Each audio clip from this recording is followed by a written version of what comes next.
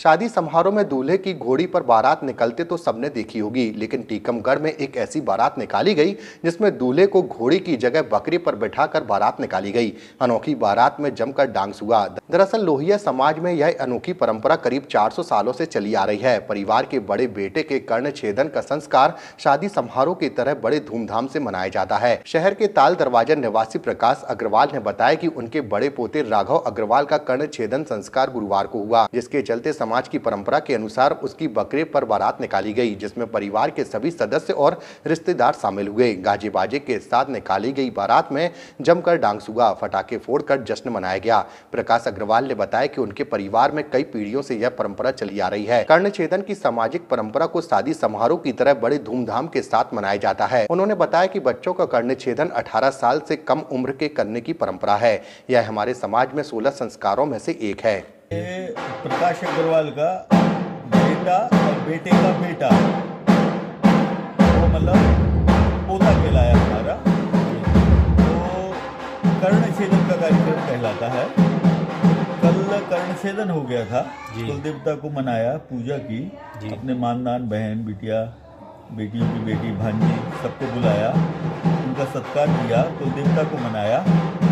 आज बकरे पे उसकी दूल्हा निकासी हुई जी, जो घोड़े पे शादी में होती है जी, उसकी बकरे पे घोड़ा निकासी हुई और फिर उसका शादी उसकी भाभी से जी। अब इसमें इसका जो बड़ा भाई है हमारे मने लड़के की बुआ मने हमारी बहन जी, तो उसकी बहू की बहू जी, तो उसके साथ इसकी भाभी का रिश्ता कहलाया। उसके साथ आज इसकी भावर पड़ेगी जी, जैसे अग्नि साक्षी करके भावर पड़ती है ना जी, तो देवी माता की साक्षी करके उसका शादी समारोह होगा और फिर विदा हो जाएगी। सब जितने गेस्ट आए हैं उनको विदा करेंगे, उनका सम्मान करके खाना खिलाएंगे, कल खिलाया आज खिलाएंगे और इतना ही कार्यक्रम है। ये रिहर्सल मान सकते हैं इसको। अच्छा, जैसे पूरी शादी जो होती है उसका एक रिहर्सल है। और कर्ण छेदन का मतलब होता है जो बीमारियों का है या गलत काम करने का काम करने, उसको आज से इस वाला जो 16 संस्कार हैं उस 16 संस्कार में से एक महत्वपूर्ण संस्कार के रूप में इसको मनाते हैं।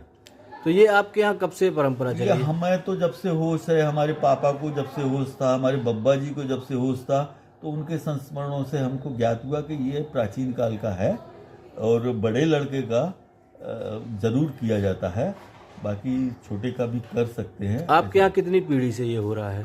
हमें 5-7 पीढ़ी का तो हमको ही पता है जी, और लेकिन उनके संस्मरण से पता है कि उन्हें भी पता नहीं था कि कब से चल रहा है। अच्छा अच्छा, तो ये लगभग शादी जैसा होता है। हाँ, ये मिनी शादी कह सकते हैं यार, ये शादी की रिहर्सल हो गई।